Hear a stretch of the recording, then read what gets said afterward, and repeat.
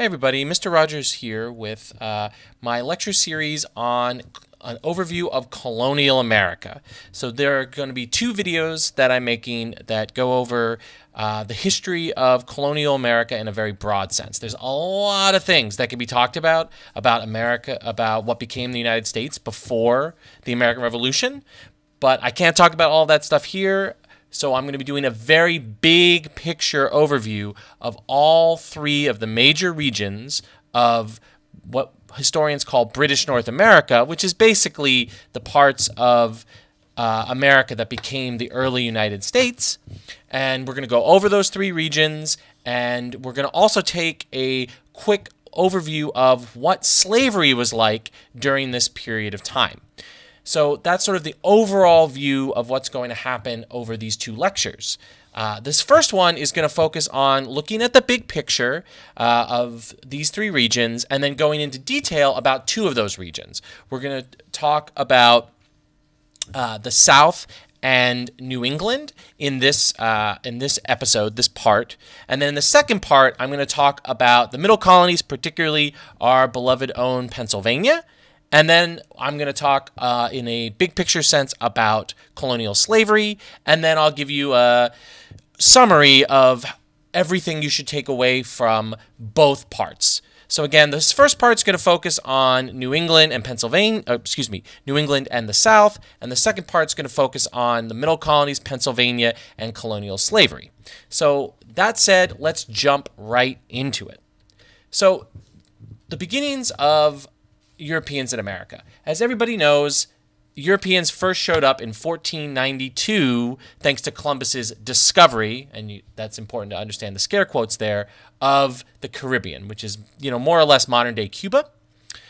Columbus was sponsored by the Spanish, so a big, powerful European country, the Spanish, and they created a big, wealthy, powerful empire thanks to their interventions in the Americas, the gold, the peoples, the wealth that they stole from the Caribbean and South and Central America made them rich and powerful. So the Spanish became rich and powerful, and many other European countries decided that they wanted to get in on that racket. That's countries like France, the Netherlands, Portugal, and for our purposes, Great Britain or England.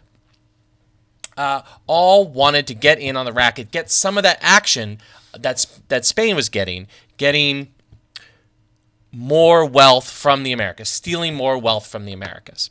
And that led to the first permanent British establishment or settlement in the Americas, which was Jamestown, which is in modern-day Virginia, in 1607. And we're going to talk more about Virginia and Jamestown a little bit later. So by the 1700s, the British had an empire that stretched up and down the east coast of North America, stretching from Georgia in the bottom, as you can see here in this map, all the way up to modern-day Maine, which was at that time part of what is now Massachusetts. So this whole east coast of what is now the United States of North America was part of this British Empire. And within that empire, there were sort of three major regions that we're going to talk about in this part and the next part of this lecture series. This is the South, New England, and the middle colonies. Now, what's important to understand is that each region generally had its own culture, regional economy, and relationship with Native Americans. So we're going to focus sort of on those three things as we talk about each region. We're going to talk about its culture, its economy, and its relationship with Native Americans. And the first one that we're going to talk about in British North America is the South. Now, the South is made up of 5 modern-day states: Virginia, Maryland, North Carolina, South Carolina, and Georgia. And you can see on the map, the first one that was founded was Virginia, which I mentioned earlier, was founded in 1607, followed by Maryland, then the Carolinas, and then the last one was Georgia, right down here. So those are the 5 modern-day states that make up these colonies. Now, The first southern colony, as I've said, I think this is like the fifth time, was Virginia, which was founded in 1607. Now, the thing that is important to really understand about the southern colonies, particularly Virginia, is that they were founded as money-making enterprises. The goal of these colonies was to make money because rich folks back home in England, back home in Britain, paid for the founding of these colonies, particularly Virginia and South Carolina, and they wanted their money back ASAP. And this led to settlers in the South wanting to grow cash crops. Now, what's a cash crop? A cash crop are crops that are grown for sale to others, which is exporting them, not to be eaten locally. So you're growing these crops to sell them. You're not growing them to feed your family. You're not growing them to feed your neighbors. You're growing them to put them on a boat, sell them somewhere else, or sell them to another colony. There again, you're not focused so much on growing food to feed yourself and your neighbors, but you're growing crops to sell them. In the colonial South, these crops were mostly tobacco and rice. All right? And so what that leads to is Southerners exporting these cash crops to try to make money, and then importing, that means buying from other places, most other things that they needed. So this is sort of how the economy in the colonial South worked, was that particularly in Virginia and South Carolina, is they would grow these crops like tobacco and rice, not for themselves to eat, but to sell, and they would use that money to pay the rich folks back home who founded their colonies, and also to buy stuff that they could then take back home with them. And this could be goods, this could be stuff for houses, this could even be food, and bring it back home. So they would export their cash crops and import basically everything else. But the thing about this economy of cash crops is it created a labor problem. Growing crops like tobacco and rice requires a lot of work and labor, which if you have a big population is not a problem. But the thing is, these are new colonies. There aren't a lot of people there, and nobody really wanted to move to the South in the first place. The climate in the South, which if you've ever visited Virginia or particularly South Carolina or Georgia in the summer, you can feel this. The climate was very hot, which particularly for British people who were not used to this type of climate. They were really not used to this hot, humid, generally gross climate, and that could prove to be very deadly for them. They were not used to the diseases that could come up in this type of climate, and they were just not used to the heat and humidity, and it could be very deadly. Besides that, the work was also backbreaking and difficult. And that backbreaking and difficult work was just made worse by that horrible climate. And what this leads to is many workers were dying in the fields or dying thanks to climate. This was miserable. This was miserable for the first settlers. It was not easy. It was not desirable. And that leads to there just weren't enough people who wanted on their own accord to come to Virginia or South Carolina. And there weren't even a lot of people who could afford to come on their own. So even if you could afford to come on your own to Virginia, it wasn't that desirable for you because of the type of work and because of the type of climate you would encounter.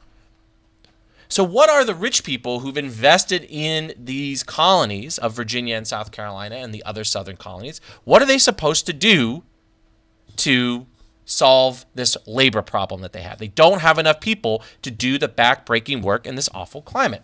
Well, the first thing they're going to do is this thing called indentured servitude. Okay, indentured servitude.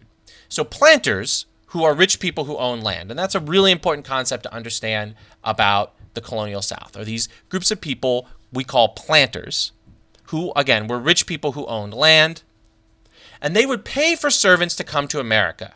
And then these servants would work in the planters' fields for a set number of years. That could be 5, 7, 8, 10, however many years that they agreed to.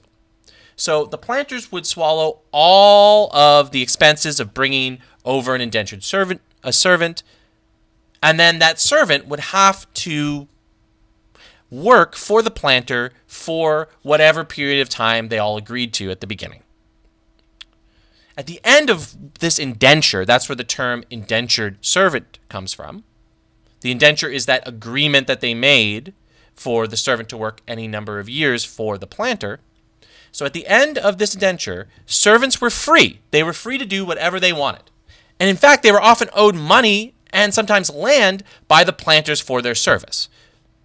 So to go back over how this system works, planters, these rich people who own land, would pay for servants, who we call indentured servants, to come over to Virginia, to come over to South Carolina, to come to North Carolina, to come to Georgia, to work in the planters' fields for a certain number of years.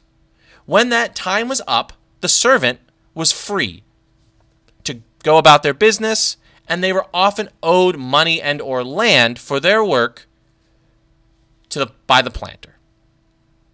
Now, this system worked for some, but created new problems for planters. First and foremost, the death rate was still super high for indentured servants. So the pool of people who were actually interested in doing this ended up being pretty small once people started to see how high the death rate was. But also, and in many ways more important for these rich people, is having to pay out to servants cut into profits. So having to give some of your land to a servant when they finished, or having to pay them money at the end, that cut into your profits. And the whole point of bringing over indentured servants was to make you money, was to solve this labor problem so that you could grow these cash crops, sell them, make a profit. And then also annoying planters was that newly freed servants wanted equality with the planters. So now that they were free, they wanted to be treated the same by society as the people who had originally brought them over and hired them. And planters did not like that. So while the system did work for some, it created new problems for the planters that they wanted to solve. Because again, this death rate was super high, which again shrunk the pool of people who were eventually interested in doing this. Having to pay out to servants cut into profits. And then when servants were freed, when their term was up, they wanted equality with the planters. So what evil solution are these rich people going to come to? And the solution they come to is slavery. So planters were not satisfied with the profits they were gaining from indentured servants. And so over the course of the 1600s, planters began to pay for enslaved Africans over servants. So they didn't like how indentured servitude was working out for them, so they began to switch their labor force to enslaved Africans, and eventually African Americans once people started to be born in the Americas. So why? And fundamentally, they switched over because they were able to make more profits. Planters are able to keep 100% of what slaves produced. Planters never have to free their slaves. The way African slavery worked is it's cradle to grave. You were born a slave and you die a slave. It's that form of exploitation. It's not like the indentured servitude that I was talking about before, where you only worked for that set period of time. No, an enslaved person is working from cradle to grave. And one of the great evils of slavery is that any child born to a slave means that there's another slave for the planter. So slavery is self-reproducing. That's one of the many, many evils of it, that it catches not just parents, but their children in this network of enslavement. And since slaves were seldom freed, planters never had to worry about making them equal or paying them wages. So slavery in many ways was the best profitable outcome for these planters. It solved both their labor problem of having people who could work in the fields to growing rice and growing tobacco, and it solved the problems that indentured servants created because slavery was permanent. Enslaved people were never freed. Enslaved people could become self-reproducing because, again, one of the great evils of slavery was that it was cradle to grave and that children became enslaved based on their parents. And it cut down on the need to include this whole class of people into how Southern society worked, to share political, economic, and social resources with slaves. So by 1770, which was right before the American Revolution, there were 270,000 slaves in the South, which was half the population. Half the population was enslaved. So slavery is massively successful. The evil of slavery is massively successful in the South because it solves these labor problems and is able to make these crops profitable for the planters. And what this leads to is the colonial South was a very unequal place. There were three major groups. Planters, who I've talked about, it's a very small, wealthy group of white people.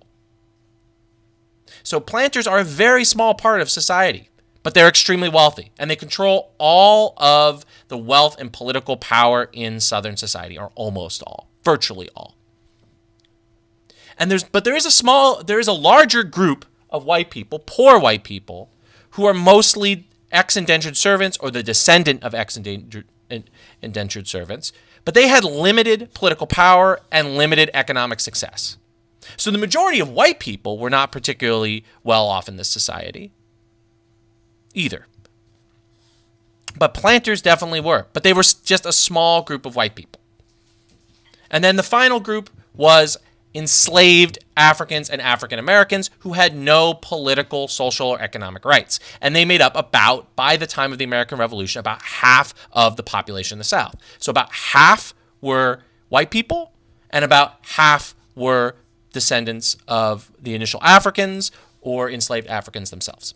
So this is extremely unequal society. You have one small group of white people on the top who are massively wealthy and powerful. You have a much larger group of white people who have some political power, very little, some economic success, but not that much. And then on a social level below that is enslaved people who are enslaved Africans or African Americans who have no political and no political, social, or economic rights. So again, massively unequal society, largely set up to benefit these planters who, throughout the colonial period, are trying to solve that labor problem that they have. And they do through slavery. Now, what's the relationship in the colonial South between Native Americans and these European colonists? So, in the beginning, since the South was the first place that the British permanently settled, they really didn't know how to survive in America, in North America, and they definitely didn't know how to survive in the Southern climate.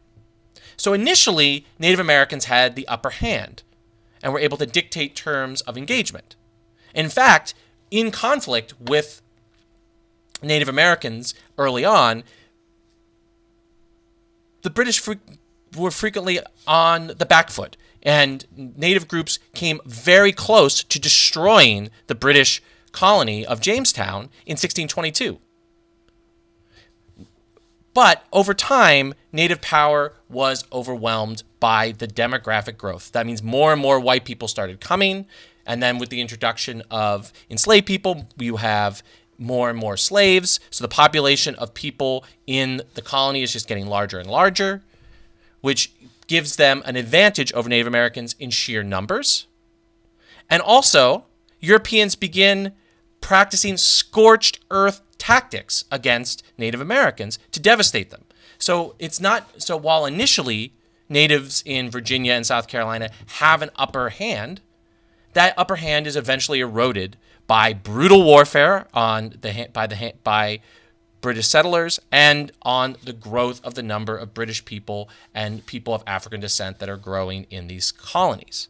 So they're sort of overwhelmed demographically, and their power is gradually eroded thanks to this warfare and thanks to this demographic change. So that's the colonial South. And I want to emphasize here the just really unequal nature of society and the central role that slavery plays in that society. Before we move on to New England, which in many ways is a contrast. So New England, which you can see here, is 4 modern-day states. You've got Connecticut down here, you've got Rhode Island over here, you've got Massachusetts over here, and you've got New Hampshire over here. And now, of course, today Maine, which was originally part of Massachusetts, is up here. So there's 4 modern-day states make up what was New England in the colonial period. So the New England colonies were founded by a group of religious extremists called Puritans. Now, the thing about Puritans is that they were persecuted by the government back in England because they disagreed over religion with the English and British government. And why did they disagree with the government? Well, they wanted to purify Christianity, which is where their name comes from, Puritans. They want to purify Christianity. They want to make it what they viewed as more pure. That's where their name comes from. Now, what they did when they got to America was they made their version of Christianity the official religion of all their colonies. Puritans only wanted religious freedom for themselves, not for other groups. They were not tolerant. See, the important thing to understand about Puritans when they came over to America was that they set up their colonies and societies based on their version of Christianity. It was not religious freedom like we understand it today. They wanted freedom to practice their version of Christianity, and nobody else could practice a different one. So they could be just as intolerant as the people who persecuted them back in England, back in Britain. Now, in New England society, life was much less deadly than in the South, which meant since there was less death, that meant more people survived, and there was less need for immigration. So the way in which Southern societies were propped up was a huge number of people were constantly coming in. First indentured servants, and then enslaved Africans and African Americans, and that kept the population going despite the fact that many people were dying because of poor working conditions and dangerous climate. That's not the case in New England. New England had a much friendlier climate to Europeans, and since there was less death, there was less need for this constant immigration. Society was much more equal in New England than it was in the South as well. There were still large gaps between rich and poor, but New England lacked the ginormously wealthy class of people like Southern planters. There was no one quite as rich, quite as over-the-top powerful as planters were in the South. The economy was also much more centered around subsistence farming, people supporting themselves through what they grew rather than the South. So people were generally more often growing food for themselves and for their neighbors rather than to export them. That's not to say that there wasn't exporting in New England or that New England didn't grow anything to sell. That's not the case. But much more than in the South. In New England, things were about supporting their own society rather than being organized in a way to just sell things to other places to make money. People also in New England tended to settle as families. So the thing about the South is because it was indentured servants, people would, a planter would buy one person as an indentured servant or 2 people as indentured servants. And when it came to slavery, enslavers didn't care about the families of slaves. So in New England, however, people tended to come as family units, mothers, fathers, and children. So that separates them again from the South. Things tended to be centered around families in New England. The New England colonies were also extremely intolerant of people who disagreed with their religious or political ideas. They exiled or executed, killed people who disagreed with them. In fact, the colony of Rhode Island was founded by someone who was kicked out of Massachusetts for his beliefs. More people also lived in towns in New England than in the South, so there was more urban life in New England than in the South. Now, African slavery and Native American slavery was present in New England, but the economy was much less focused on it than in the South. So there were definitely slaves, and we'll talk more about that in the second part when I go into more detail about how slavery worked.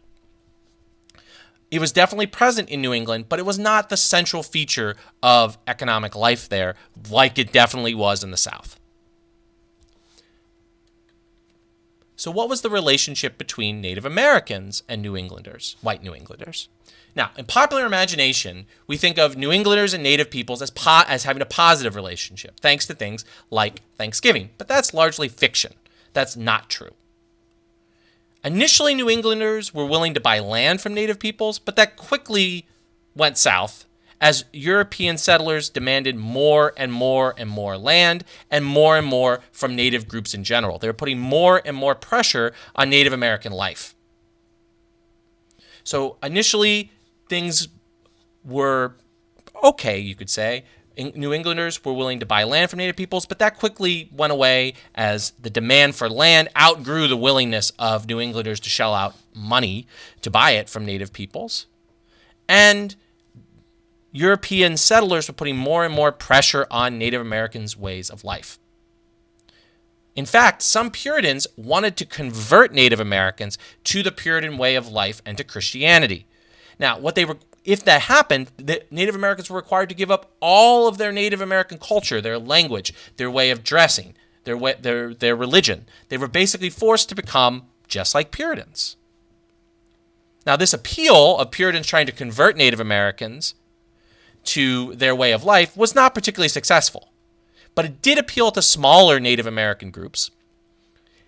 But particularly for Native American groups who were afraid that they would be destroyed by New Englanders.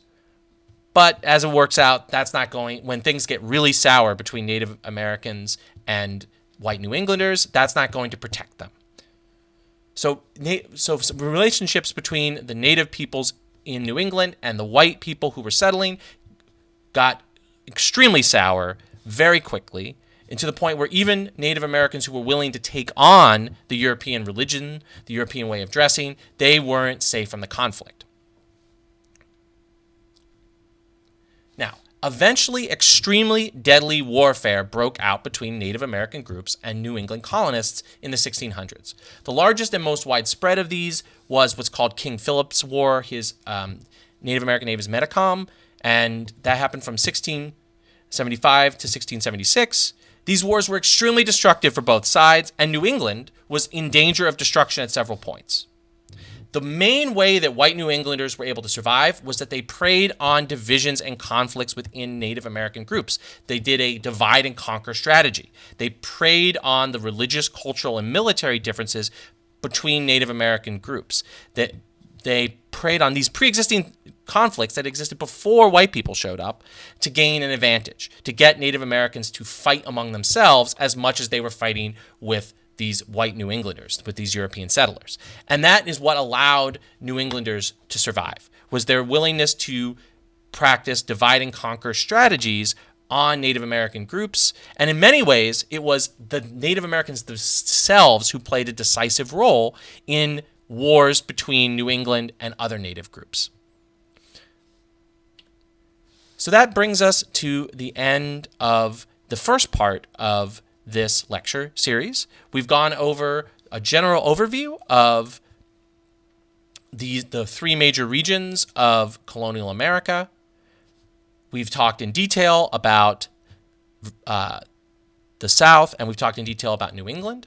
And in the next part, I'm going to talk in detail about the middle colonies, focusing particularly on Pennsylvania, and I'll give you a big picture overview of what slavery was like in colonial North America, and give you a brief summary of the things that you should take away overall from this lecture series. So please check your study questions against what you've learned in this video. Make sure that you take a look at the second video, and please stay safe and stay healthy.